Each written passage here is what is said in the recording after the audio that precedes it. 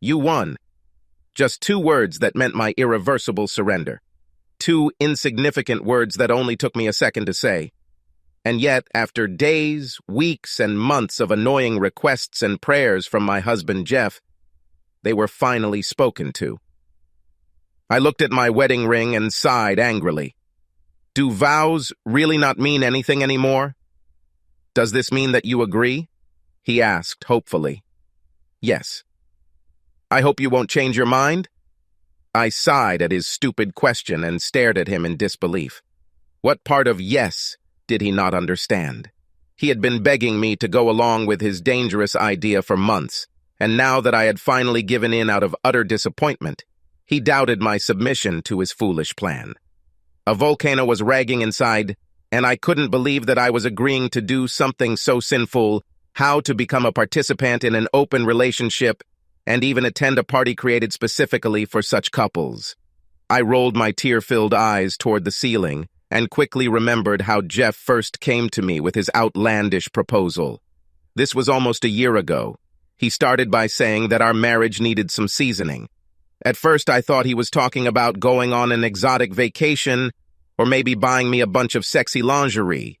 I even got to the point where I thought he was going to say we should watch some provocative videos. Then I assumed that he was suggesting that we start experimenting with some new positions. At first, he seemed hesitant to tell me what kind of seasoning he was talking about, so I got more information from him. And how do you propose to revive our marriage? Imagine my surprise when he offered me this open relationship. I have always believed that marriage is a sacred matter and an institution that should not be taken lightly. I couldn't imagine a marriage in which either of us would be free to cheat.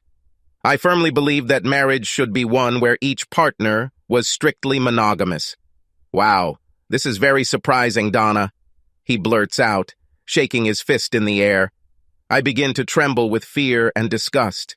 I can't believe I agreed to his stupid idea, but after more than 6 months of his non-stop requests, I finally gave in. And just thinking about it just makes me sick. I feel nauseous, but instead I breathe deeper and faster. His obvious joy at being in the arms of another woman makes me feel violated. At this thought, he feels deliciously happy. So happy that his face literally glows. Fresh flesh. Why is it so important for him to have fresh flesh? And why does he seem more excited now than on our honeymoon? Why do you look even more excited now than you did on our honeymoon? I ask him, waving my hands for greater effect. Don't be stupid, he spits. I'm just overjoyed that something like this could save our marriage. I don't see how, I whisper, giving up. Something like that could easily turn into trouble. So many things can go wrong. What could go wrong? I mean, this way, none of us will ever have to cheat. We just pick a couple a few times a year, and while I'm having sex with the guy's wife, you're having sex with her husband. My best friend Larry throws parties at his mansion every weekend. We could attend them, and it's all pure fun without any emotional attachment.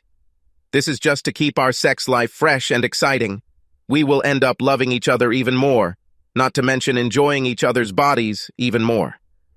That's what you say. But I am saying that it can and probably will end in disaster. I don't understand how, he said stupidly. I've thought it all out and nothing can go wrong. It'll just be a lot of fun. What could go wrong? For example, sexually transmitted diseases, pregnancy. He chuckled at my words and then smiled stupidly. We will use condoms conscientiously. So it's not a problem. Until one gets damaged and leaks. Didn't understand? I mean, a guy or girl might put a hole in a condom just because they get the extra thrill of taking the risk. Or maybe a woman can't get pregnant from her husband, so she tries to get pregnant from someone else's husband. This is quite far-fetched. Not really, I insisted. And there's also a possible emotional attachment to worry about. Emotional attachment?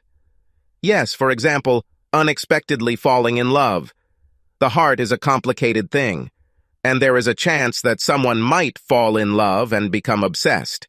He seemed confused and began to look upset. My friend Larry would never allow anything like this to happen. Besides, you're just nitpicking the plan and imagining all these negative scenarios because you want to stop it before it starts. His words stung me like flying daggers. I suddenly felt empty and depressed. He was determined to have sex with other girls, and that was it. That way he knew he wouldn't have to go around behind my back. He can just do it in front of me. I'm not trying to give up on your crazy plan, I assured him, but I'm just pointing out the traps. Everything will be fine, you'll see. Suddenly, a tear rolled down my cheek, and I felt myself shaking with rage. Doesn't he understand how unfair all this is to me? He always hinted that he might divorce me or secretly cheat on me if I didn't agree to let us be open. I tried not to feel terribly manipulated and used, but that's exactly what I got by marrying a multimillionaire. All his life he felt spoiled and not deprived. Normal, everyday rules seemed to have no effect on him. Why couldn't I choose who to fall in love with? I folded my palms and covered my face with my hands and suddenly cried like a child. He forced me to accept his stupid fantasy and make it mine. But deep down, I didn't want to be a part of it, and he knew it. But he was incredibly selfish and frivolous. He obviously didn't care how much the thought upset me. He just wanted me to agree. He knew that I was head over heels in love with him, and that in a few years, I would like to have children with him. I couldn't imagine ever divorcing him. I'm stuck. He came up and put his arm around my shoulders, whispering that everything would be fine and that everything would be for the best. He did his best to comfort me, but I was inconsolable all night. We went to bed soon after, and he had no problem falling asleep without me. I did not sleep and was nervous, looking at the ceiling in the dark. A long piece of silky web clung to the corner of the ceiling, and the spider began to lunge at the trapped and helpless fly. She couldn't escape, and couldn't escape the fact that every drop of life was slowly draining out of her. I felt the same way. When I woke up, I noticed that Jeff was up early and was even singing in the shower. I cringed at the sound of his enthusiastic voice. He had never sung in the shower before, and he had never gotten up early for work before. This made me realize that he was over the moon with my capitulation to his demand. I lay on the bed and felt my stomach shrink. I wondered if he actually already had such an open pair, and if so, what do they look like and who are they? The more I thought about it, the more disgusted I became. Jeff and I had only been married for 3 years, and yet for the past 6 months, he had been constantly telling me that our marriage needed some seasoning if we were to save it. I had to ask myself if the humiliation of my body after I'll have sex with some unknown man will save my marriage. Part of me was sure that this would only worsen the relationship between Jeff and me, and I couldn't resist trying to do anything that could save our marital relationship. I knew deep down that I would either have to comply with the damn request or risk losing Jeff forever in divorce. I pouted at the thought as Jeff continued to sing A Happy Storm. Was I even sure that such a fragile marriage was worth saving? And why do I love this bastard so much? Especially after all the agony I had to go through because of his disgusting proposal. I rolled over and pretended I was still asleep. There's no point in showing Jeff how I cry again. He'll be at work soon, and then I'll be able to treat myself to Belgian sweets, while I openly sob and figure out what to do. It only took Jeff 10 minutes to get dressed and almost float out onto the porch. He was so excited about the idea of upcoming freedoms that he managed to wear 2 different colored socks. I waited until I heard his BMW pour in the driveway and finally jumped out of bed. Instead of candy, I started looking for a bottle of wine. In the situation I find myself in, alcohol would be a better medicine for me than comfort food. Plus, I knew it wouldn't take too long for my overheated and anxious husband to put his plan into action. By the end of that week, much to my disappointment, he was able to quickly figure out all the details. There will be no more delays, let alone postponements. Tonight, we will attend our first official open couple in the mansion of his friend, millionaire Larry. I realized that it was his best friend Larry who had been encouraging him all this time and convincing him to get on the swinging bandwagon. We have to be there by 8, so try to get dressed quickly, Jeff said shyly. I sighed, but I couldn't cry anymore. I had been secretly crying all day, but now that the time had finally come, I saw no point in protesting or delaying it any longer. I stood in front of one of her closets. It took me a minute or so to find the right dress. I caught Jeff's greedy gaze, but today his attention was focused on something else. He was going to have sex with someone else, and I had to let him do it. I chose my brand new tight red velvet dress. It was low-cut and sleeveless, not to mention it was terribly short. It was very provocative and hugged my ass very tightly.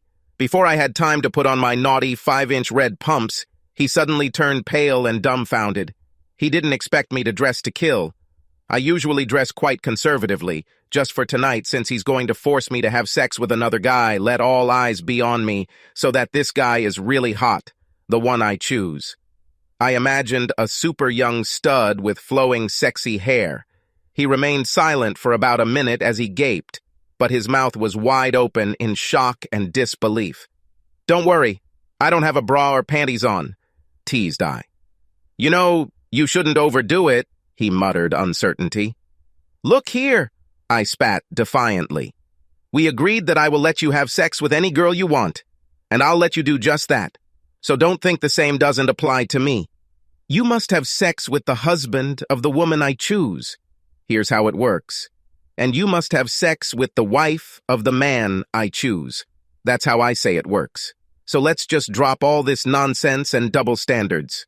You do it with whoever you want, and I will do it with whoever I want." "Wonderful," he squeezed out with difficulty, and a pang of jealousy showed on his face.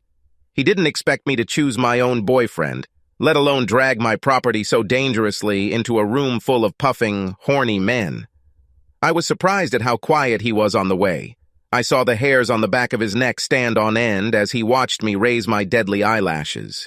He was furious and frustrated as he watched me spend 5 minutes in the visor mirror, applying generous amounts of sticky, glossy, glamorous red lipstick. I then extended my super long and super sexy red nails that I had been working on earlier in the day.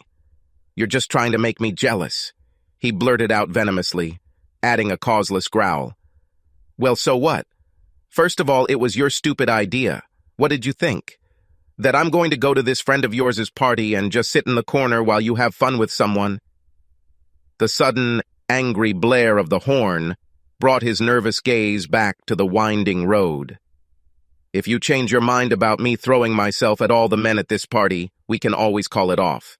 We can just turn around and go home. You would like that, wouldn't you?" he asked bitterly.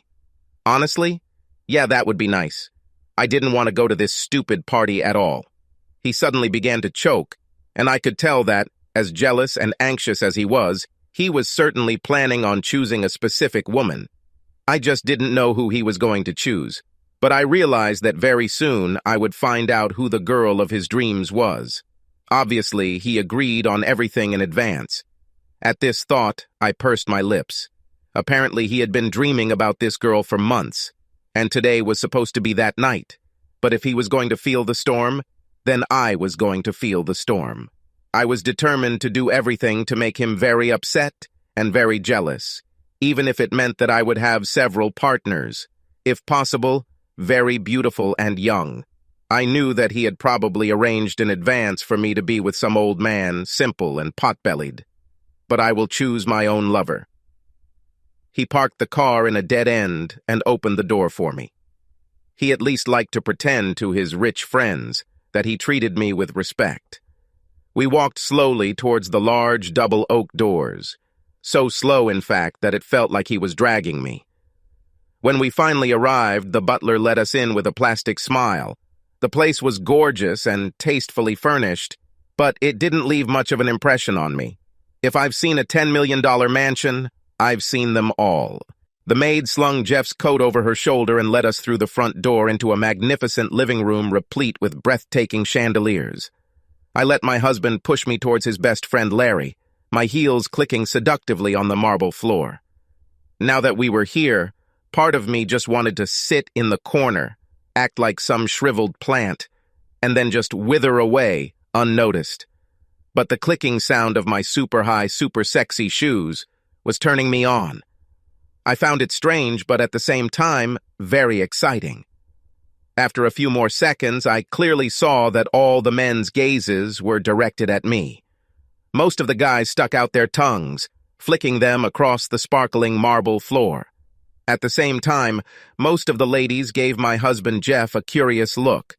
After all, the way this thing worked was that two couples would get together and swap partners for the evening. So while all the husbands were crazy about me, their wives ended up with Jeff. But did they want to stay with Jeff? Larry shook his best friend's hand and ceremoniously took my hand, leaning in to kiss it. I knew my outfit and sexy curves were creating quite a stir, and the ladies, including Larry's wife, didn't seem too keen on making friends with me. They just stood aside, looking at me with jealousy. I got the feeling that Jeff was nervous about the attention I was getting. "Relax, Jeff," Larry said jokingly. "We're not going to have sex with her or anything like that." The chandeliers were bright and sparkling, like 1,000,000,000 diamonds sparkling with unlimited brilliance. A few drops of sweat appeared on my forehead, and I immediately wanted to go and wipe them away. I hated sweating. "I think I'll use the ladies' room." Larry smiled mischievously. "Over there. But don't stay too long. All the guys will want to meet you." I put on my own plastic smile and then headed to the bathroom, feeling super horny but uncomfortable. I married Jeff as a virgin and have never known another man sexually. Only now the whole situation really started to turn me on. Only I didn't like these new feelings of mine, at least for now. The door to the bathroom was locked, and someone helpfully whispered that there were at least 4 bathrooms upstairs. The woman who gave me this information was wearing what looked like a maid's uniform. I followed her up the spiral staircase, and at the top she pointed to double doors with what looked like gold-plated handles. I thanked her and opened the doors with both hands. In the bathroom, I lost my breath. She was beautiful and majestic. I quickly slammed the doors, then locked them behind me, but suddenly I heard water running in the far corner. Was the shower turned on? I gasped. Someone was in the shower. I must have gasped loudly because the water was quickly turned off and the glass shower door swung open. A blond man came out and stared at me with curiosity. He was naked and all wet. I turned beet red and put my hand to my heart, amazed and impressed. He was handsome and tall, about 6 feet 2 inches. His shoulders were very broad and sexy, and his chest was wiry and muscular. He had rippling abs and truly amazing V-shaped muscles. "I'm very sorry," I blurted out. "I didn't know there was someone here. The maid showed me this bathroom." He smiled nervously at me. "It wasn't the maid. It was my wife, Carol. She loves to wear a maid outfit." "So she knew you were here?" "Oh, yeah. She said she would bring me a partner from downstairs. She desperately wanted to spend the night with Larry's brother, but since he's single, she had to find me a woman, which means it'll be harder for your husband to find a girl. I hope it's not a problem." I started to smile. No guy is going to want to let his wife spend time with Jeff if Jeff's wife is missing. "You're nervous and shaking all over," he said, grabbing a towel and drying himself. I bit my lower lip warily and then shrugged lamely, but sweetly. "This is my first time here. My husband desperately wanted me to agree. But to be honest, I didn't want this." He frowned mockingly and playfully. "So you don't find me attractive?" he said quietly, letting his gorgeous blue eyes sparkle like diamonds. "You are more than attractive," I admitted. "More like the Greek god and the sexiest porn star in the world rolled into one." "So, what is next?" "I do not know what to do. As I said, this is my husband's stupid idea, even though you are 10 times sexier and more beautiful than him. My name is Mike. I'm Donna." "You really are a hot beauty," he whispered in awe, devouring me with his amazing eyes. I found that my face was flushed. As much as I hated the whole idea, there was no denying that this guy was super hot and super desirable. He moved towards me, letting the towel fall to the ground. Part of me wanted to back away so I wouldn't have to do this to Mike or anyone else. Maybe run and hide under a bed or in a closet somewhere for the rest of the night. Another part of me wanted to leave Mike and find some pot-bellied, lame old man who would at least keep the sex mercifully short and unpleasant. "You're nervous and unsure, aren't you?" he said, his perfect, dazzling teeth completing his mesmerizing smile. I started to sweat and worry. He was too damn handsome and too sexy for me to run away from, and we both knew it. He was also undoubtedly a guy who knew exactly how to use all his charm. I froze when he stepped towards me. His muscular arms suddenly wrapped around me, and his long, silky blonde hair pressed teasingly against my smooth, trembling neck. His lips were cherry red and juicy, pressing like delicious fire against my defenseless mouth. His arms lift me into the air and sit me on the countertop, my back to the fancy tiled wall. He kissed me feverishly, knowing it would easily melt away any lingering resistance in my anxious mind. I pushed against the ledge, tearing off my red velvet dress until it fell to the floor, leaving me completely naked. But I kept my sexy 5-inch pumps on. Their color matched my lips and long, stunning nails. He kissed much more skillfully than I could have imagined, and within minutes my temperature was out of control. His hands were warm and skillful, rubbing my thighs, and his kisses continued to feel incredibly amazing, filling me with a bliss too delicious for words. Suddenly there was a knock on the door. The knocking was desperate and lewd. We stopped kissing for a moment when Jeff's voice came from behind the locked door. "Donna, are you there?" "There's no one here but me," Mike shouted to him. There was a pause, then we heard the sound of Jeff's frantic footsteps running away to search the rest of the top floor. Apparently, the husband of the wife he chose sent Jeff to look for me, but none of them will find me. Mike took advantage of the fact that I was wide-eyed and quickly continued kissing me. His skillful lips made my face, neck, and chest tremble with unbridled glee. We enjoyed the moment, pulling each other closer. I had never felt such amazing joy before, and I doubted he had either. The accumulation and mutual release was simply amazing. When all was said and done, Mike and I slid onto the floor and chatted pleasantly for the rest of the evening. Then we took a shower and freshened up. We made a pact that we would continue to meet at these weekly swingers parties, but we would keep our sex a secret. We also agreed to never use a condom. Skin to skin was beyond heaven. I also told Mike that whenever I got pregnant with his child, I would just pretend that one of Jeff's condoms broke, so that my husband would take the blame. My husband is very jealous and very selfish. He would go crazy if he knew that I plan to pay attention to a super handsome guy like you every week. Don't worry, we will lock ourselves in this bathroom every time. It will be our secret, Mike told me, winking playfully. I finished brushing my hair and kissed Mike generously on his amazing lips. Then I walked out the door. He let me leave the bathroom first. We didn't want to be seen leaving together. "I couldn't find you," Jeff blurted out as I walked down the stairs. He looked up the stairs but saw no one. "I chickened out," I lied. "I hope you forgive me. I hid in the bedroom and just fell asleep.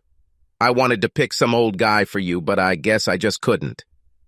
He frowned and blushed. "I hope you're not going to ruin everything for me.